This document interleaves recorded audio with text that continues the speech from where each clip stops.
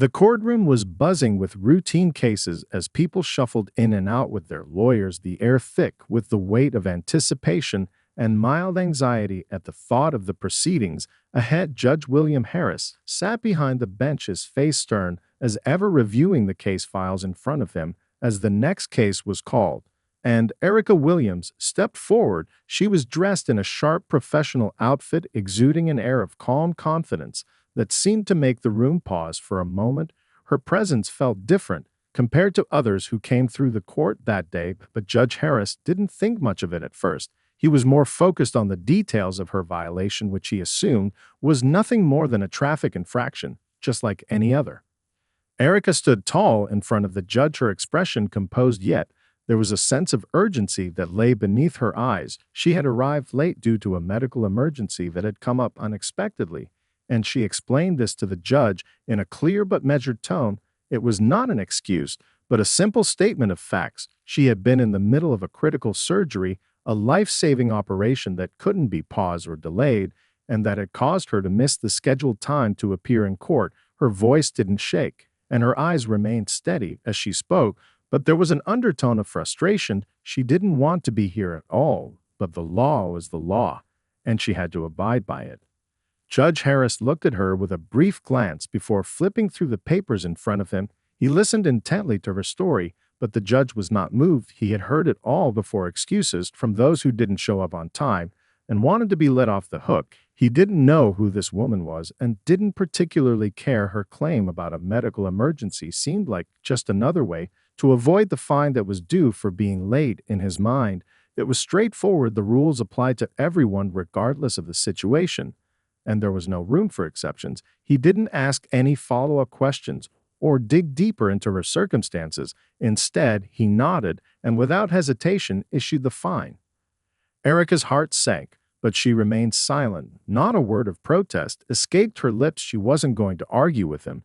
She knew how the system worked better than anyone, and while this was an inconvenience, it wasn't the end of the world. After all, she had faced far more difficult challenges in her life than this moment. She had faced moments of doubt, of loss, of fear, but here she was still standing her ground, still striving for what she believed in. Despite the odds stacked against her, she accepted the fine with grace, because she knew that in the grand scheme of things it was just another fleeting moment in her journey. As she turned to leave the courtroom, Erica walked past the rows of people still waiting for their cases to be heard. She didn't look back at Judge Harris, who sat there unknowing of the significance of the person he had just fined.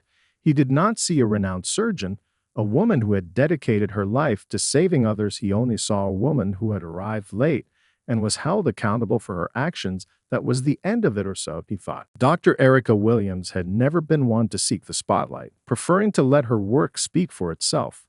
Growing up in a neighborhood where dreams often felt out of reach, she had always known that to succeed she would need to push harder than anyone else. From a young age, Erica had been driven by a sense of purpose, a calling to become someone who could make a difference in the world. Her parents, though supportive, had not been able to shield her from the challenges of being Black in a world that often underestimated her. But where others saw obstacles, Erica saw opportunities, chances to prove herself in a way that would be undeniable. Her journey to becoming a renowned surgeon had been anything but easy. She worked long hours, sometimes holding down multiple jobs just to fund her education. The long nights in the library, the relentless studying, the constant balancing of life and school. These were sacrifices she made without a second thought. She had known from the moment she stepped into a medical school lecture hall that this would be a fight, but Erica was not one to back down. Her brilliance was undeniable, but it was her work ethic and perseverance that set her apart from others in her field. It wasn't long before she gained a reputation for being one of the most skilled and compassionate surgeons in the country. She had an innate ability to connect with her patients, to put them at ease even in the most difficult moments. It was not just her medical knowledge that made her a standout, but her deep empathy for those she treated. In a field where detachment could sometimes be a survival mechanism, Erica's ability to see her patients as individuals, to understand their fears and hopes, made her a rare gem in a sea of professionals who often saw illness as a mere problem to solve. To Erica, every patient was a story, every surgery a chance to rewrite a narrative. Her work in oncology, particularly in the area of experimental cancer treatments, had brought her national attention. Her research had led to breakthroughs that not only saved lives, but offered hope to patients who had once thought their diagnosis was a death sentence. She had pioneered a surgical technique that minimized recovery time and reduced the chances of recurrence in some types of cancer, earning her accolades from both her peers and the public. Despite the fame that came with her success, Erica remained humble, always deflecting praise and focusing on the next challenge. She knew that with every success came new responsibility, and she was determined to live up to the promises she had made to her patients and to herself. Yet, despite her accomplishments, Erica was not immune to the quiet prejudice that often lurked beneath the surface. The medical community, like every other, had its biases, and as a Black woman in a predominantly white field, Erica faced challenges that her colleagues did not. She had to prove herself over and over again, not just with her skills, but with her presence. She was often overlooked in meetings, her ideas dismissed or credited to others, and she had learned to navigate these situations with quiet resilience. To those who didn't know her story, Erica was simply a successful surgeon, just another face in a sea of doctors.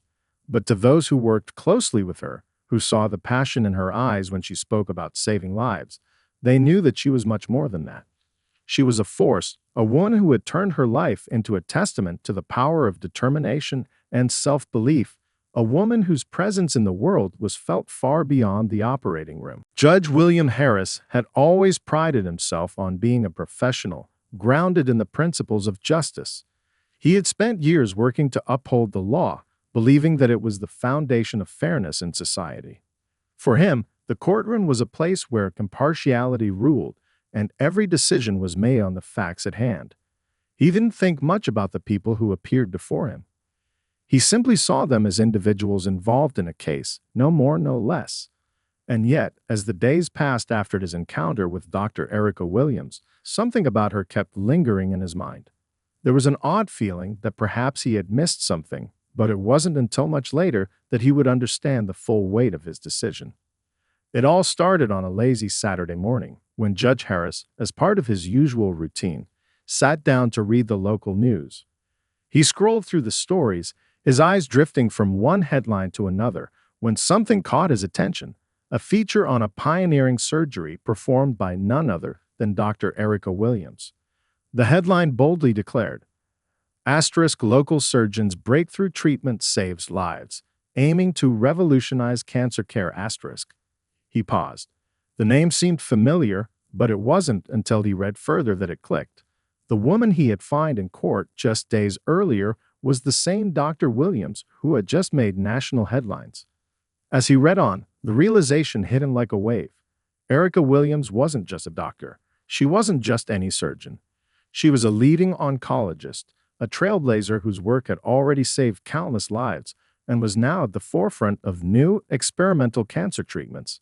The article detailed her extensive work with patients, how she had developed cutting-edge surgical techniques that were minimizing recovery times and giving people battling cancer a fighting chance. She had worked with some of the most renowned hospitals across the country, and her research had garnered worldwide recognition. Judge Harris could hardly believe it. He had no idea. As he sat back, processing the article, a wave of guilt began to wash over him.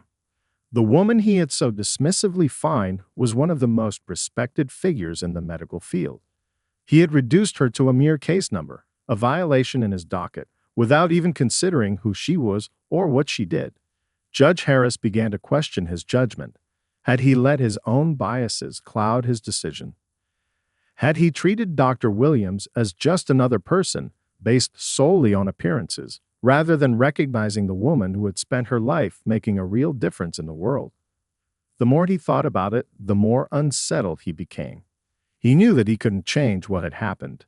The fine had been issued, and Erica had likely gone on with her life, unaffected by the momentary interaction. But for him, it was different. He couldn't let it go. The realization gnawed at him.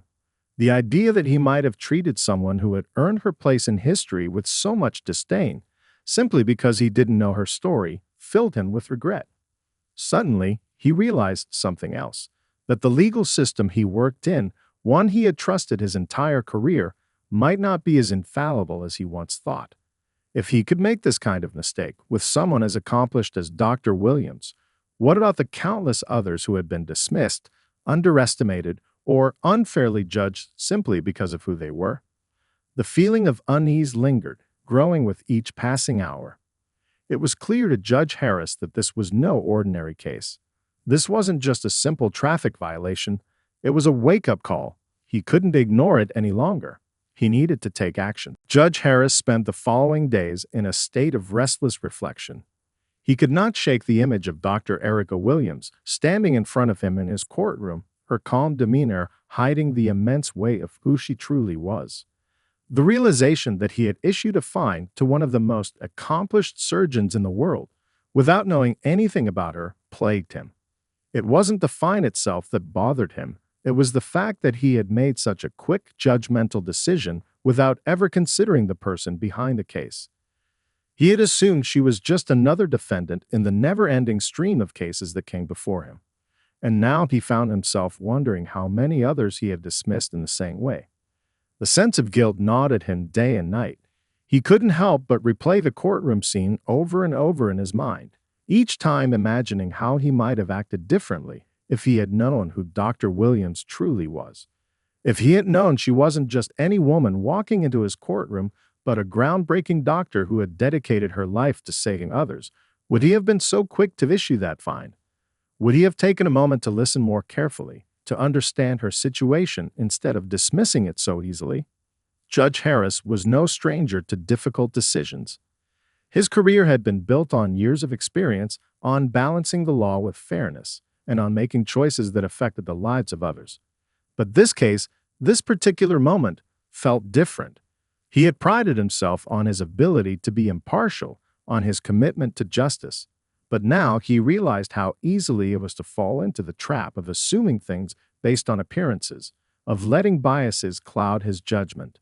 He began to consider the larger implications of his actions.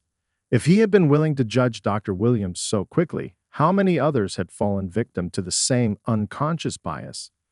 How many people, especially those from marginalized communities, had been judged unfairly simply because of how they looked or what others assumed about them? It wasn't just about him making a mistake. It was about the system itself, a system that could so easily overlook the humanity of those who appeared before it. He knew that as a judge, he was not immune to the prejudices that seeped into society, even in a courtroom that was supposed to be a place of fairness and objectivity. The more Harris thought about it, the more he became unsettled. He had always believed in the importance of the law, but now he was beginning to question how well it truly served those who were already at a disadvantage. He couldn't deny the systemic flaws that existed within the justice system, flaws that affected not only the lives of those who appeared in his courtroom, but also his own ability to be fair. The realization was difficult to accept, but it was impossible to ignore. For days, he pondered how to make amends. He knew he couldn't undo what had been done. The fine had been issued, and Dr. Williams had likely already moved on with her life. But the guilt that lingered was a reminder of how much he still had to learn. This was not just about a single mistake. It was about understanding the deeper issues that influenced his decision-making, and it was about confronting his own biases head-on. He needed to find a way to make things right, to show that he was willing to learn from this mistake and do better in the future. It wasn't enough to feel guilty. He had to take action. But how? What could he do to atone for the mistake he had made, and how could he ensure that it never happened again? The answers didn't come easily, but Judge Harris knew that the first step was acknowledging the truth of what had happened. Only then could he begin to rebuild the trust he had unknowingly broken. It was then that an idea began to take shape, a way to learn, to grow, and to make a difference. But first, he had to face Dr. Williams. It was weeks later when fate, or perhaps destiny, presented Judge Harris with an unexpected opportunity to confront his guilt. The annual medical conference on innovative treatments and healthcare advancements was taking place in the city, and Dr. Erica Williams was one of the keynote speakers. The conference was an event that attracted experts and professionals from around the world, and among the many distinguished guests was Judge Harris, who had been invited to serve on a panel discussing law and ethics in medicine. Both Erica and Judge Harris found themselves in the same hotel lobby on the morning of the event. The atmosphere was buzzing with energy, professionals hurrying to and fro, exchanging greetings, preparing for the day ahead. Judge Harris, feeling a mix of nervous anticipation and regret, walked past a group of doctors when his eyes suddenly landed on her. There she was, standing at the registration desk, reviewing her schedule for the day. Erica appeared poised, just as he remembered from the courtroom. There was no sign of the struggle he imagined might be beneath her composed exterior. The sight of her brought a rush of emotions to the judge's mind. His stomach churned. How could he face her? How could he apologize for the mistake he had made? He had never been one to back down from difficult conversations, but this was different. This wasn't just a legal matter. It was personal. He had wronged a woman who had dedicated her life to saving others, a woman whose work had changed the world. For a few moments, Judge Harris hesitated, standing just outside her line of sight, uncertain of how to proceed. Then, summoning his courage, he approached her. As he walked closer, Erica looked up and saw him standing there. Her expression remained calm, her face a mask of professionalism, but there was something in her eyes, something that told him she remembered the courtroom encounter. "Dr. Williams," Judge Harris said, his voice tentative but sincere. I owe you an apology." Erica raised an eyebrow, a slight flicker of surprise crossing her face. She had not expected to see him here, let alone have him approach her with such an apology. For a moment, she said nothing, allowing him to continue. "I made a mistake the day I fined you," Judge Harris continued. "I didn't know who you were or what you had achieved. I judged you too quickly, without knowing the full story, and for that, I am truly sorry." His words came out slowly, weighed down by the gravity of his realization. "I acted out of ignorance, and I understand now that I should have treated you with far more respect." Erica studied him quietly, her expression unreadable. The judge stood there, waiting for her response, unsure of what to expect. This was not about asking for forgiveness. It was about acknowledging his wrong and trying to make things right. After a long pause, Erica spoke, her voice measured but firm. "I appreciate your apology," she said, "but I don't need special treatment. I don't expect to be treated differently just because of who I am. What matters to me is fairness." She paused, as if weighing her words. "I've worked my entire life to get where I am. Every accomplishment, every breakthrough, I earned it.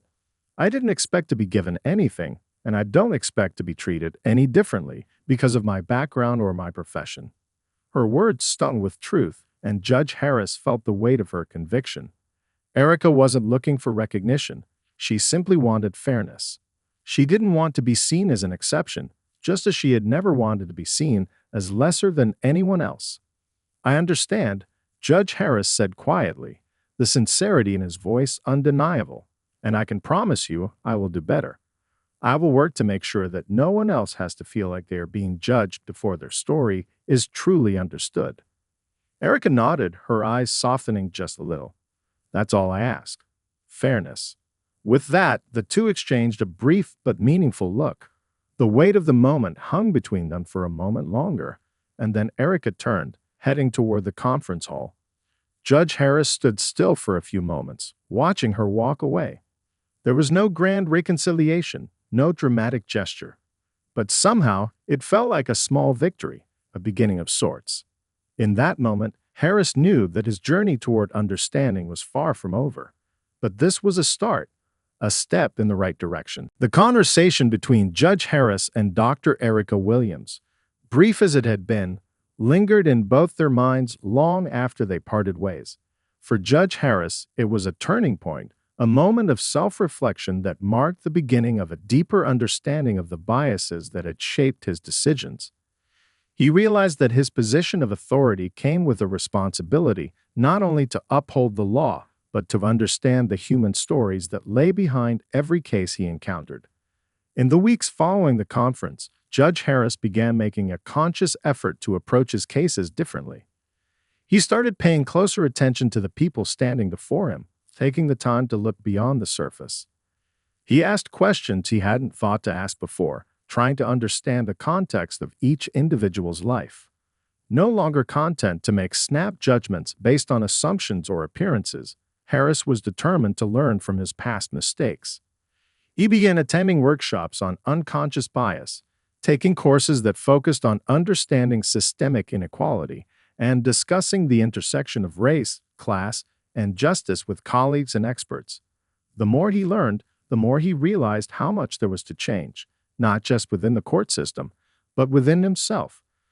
He had never considered how much the subtle prejudices ingrained in society could affect his own decision-making, and now that realization was impossible to ignore. Meanwhile, Dr. Erica Williams continued her work, her reputation only growing stronger as she pioneered new techniques and expanded her research. She had made peace with the courtroom encounter, understanding that the apology she had received was a sincere gesture from a man who had taken the time to learn from his error. While she was not one to seek special treatment, Erica couldn't help but feel that something had shifted, not only for the judge, but perhaps for the system as a whole. The ripple effect of that brief exchange began to show itself in subtle ways. Erica found herself invited to speak at more conferences, not just about her medical achievements, but about the importance of fairness, representation, and breaking down barriers in both medicine and law. She knew that her voice could inspire change, but it was her actions, her relentless dedication to her patients, that would truly speak volumes. Yet she also realized that there was power in confronting these biases, in pushing for the acknowledgement of one's worth, regardless of societal assumptions. Months later, Judge Harris had the chance to see Erica in action again.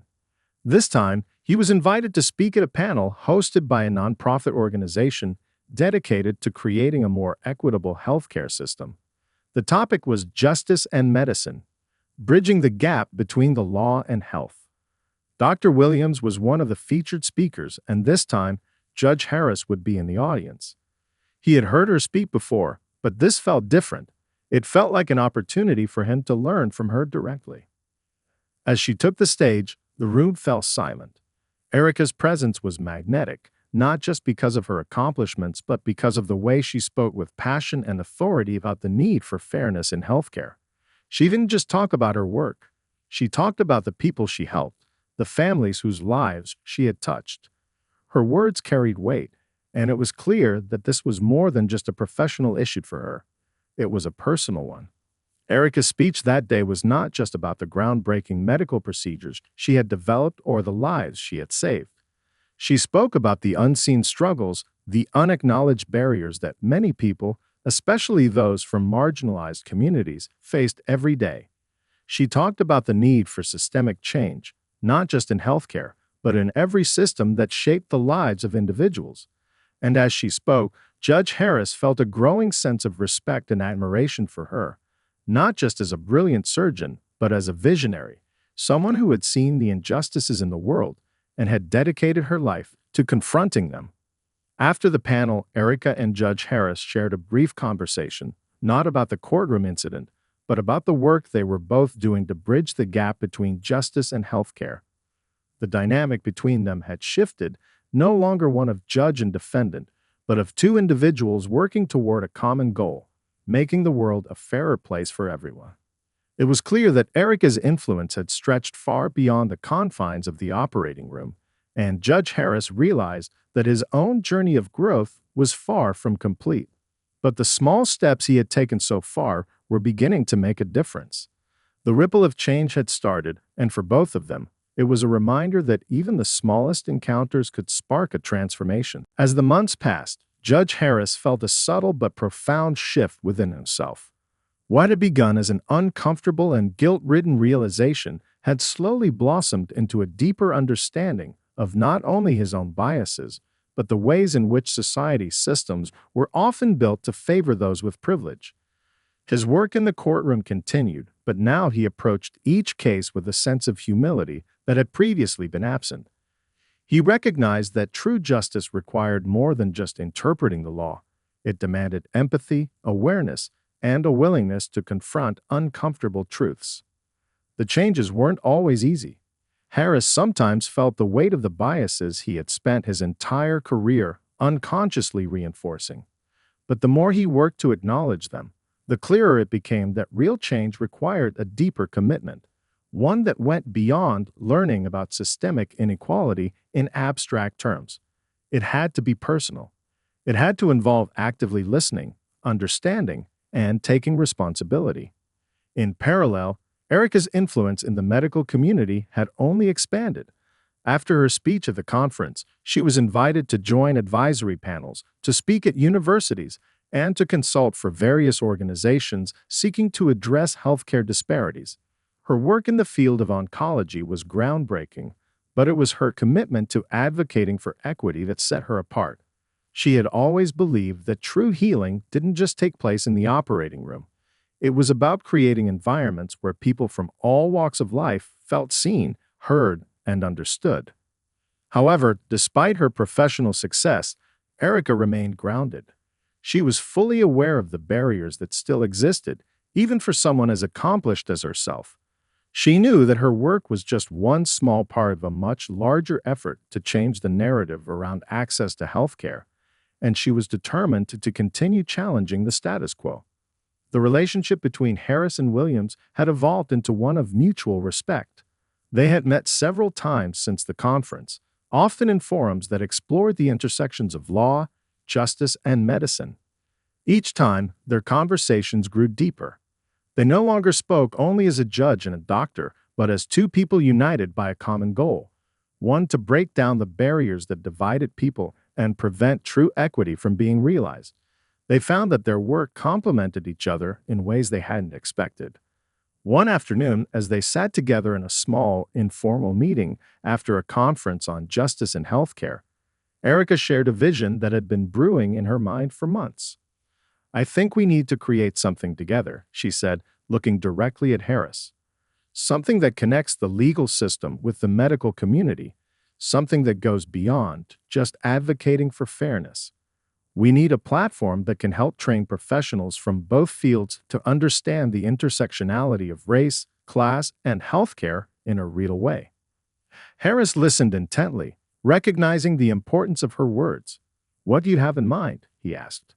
"I've been thinking about a training program," Erica explained, her voice full of conviction. "A program where lawyers and healthcare professionals come together, not just to talk about laws and medicine, but to see the real lives behind those systems. We need to start creating programs where both professions learn from each other about how the systems they work in can be inequitable, where both sides learn how biases and systemic oppression affect outcomes, whether it's in the courtroom or in the hospital." Harris's heart stirred at the thought. He knew that this was the next step, a necessary one. He had been working to change his own approach, but Erica's idea was something bigger. It was a chance to address the very systems that had allowed inequality to thrive, a chance to build bridges between two fields that often existed in silos, a chance to help professionals see the human beings behind every case and every diagnosis. "We can start small," Harris said, his voice filled with resolve. "Pilot programs, workshops, maybe even some case studies. But I think you're right. It's time to stop talking about fairness and actually build a foundation where it can be realized." Erica smiled. "Exactly. Let's show them that it's not just about changing one life. It's about changing systems. We have to begin with the people who have the power to make those changes. Together, we can create a ripple effect that can be felt far beyond this room." As they discussed the details of their new project, Harris couldn't help but feel that their unexpected encounter had led them to a place where real transformation was not only possible, it was within reach. What had started as a personal mistake for the judge had evolved into a partnership that could spark change across entire industries. Both Erica and Harris had learned that the power of a single moment, an honest conversation, a willingness to listen, could shape the future in ways they had never imagined. The months that followed were a whirlwind of collaboration, planning, and hard work. Judge Harris and Dr. Erica Williams quickly realized that their shared vision of bridging the gap between law and medicine was no small feat, but the enthusiasm they felt for the project kept them going. They were determined to create a lasting impact, one that could help reshape both systems to ensure greater fairness and empathy. The idea they had nurtured, a training program that would bring together legal and medical professionals to explore the intersectionality of their work, was beginning to take shape. They started small, hosting pilot workshops in local universities, inviting legal and medical students, as well as practitioners, to engage in discussions about systemic biases, unconscious prejudices, and the ways both fields could perpetuate inequities. The workshops combined practical exercises with real-life case studies, drawing from both legal cases and medical scenarios that highlighted the challenges faced by marginalized communities.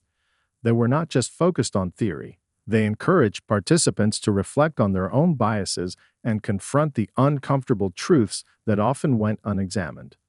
The first session was met with an unexpected sense of urgency. Attendees were eager to learn and, more importantly, to understand how their professions intersected in ways they had never fully considered. The doctors were shocked to learn about the systemic barriers many patients faced in the legal system, and the lawyers were equally taken aback by how those same patients' health outcomes were shaped by factors like race, class, and access to resources. The discussions were challenging, uncomfortable at times, but the energy in the room was undeniable. Erica and Harris were pleased with the results, but they both knew this was only the beginning. They worked tirelessly to refine the curriculum, bringing in guest speakers, developing more case studies, and seeking input from experts in both fields. The program slowly gained recognition, first from local universities and hospitals, then from national organizations. What started as a small initiative became a movement, one that was gaining traction and attracting attention from institutions eager to make real change. Meanwhile, Dr. Williams' work continued to make waves in the medical field. She was invited to collaborate with various hospitals to implement changes based on the insights gained from the training program. Her efforts weren't just changing the way healthcare providers approached their patients. They were pushing the boundaries of how doctors, nurses, and medical staff understood the social factors that played a role in patient care. Erica became a sought-after consultant for medical institutions looking to create more inclusive, equitable environments. For Judge Harris, the changes in his approach to the law were equally profound. He had always been known for his fairness, but now he felt empowered to make decisions with a deeper understanding of the underlying social forces at play. He took part in judicial training programs where he shared his experiences and insights from the workshops he had attended with Erica. He became a vocal advocate for legal reform, calling for a justice system that not only held individuals accountable, but also acknowledged the systemic inequalities that often shaped people's actions and outcomes. The partnership between Erica and Harris blossomed into something neither had initially anticipated.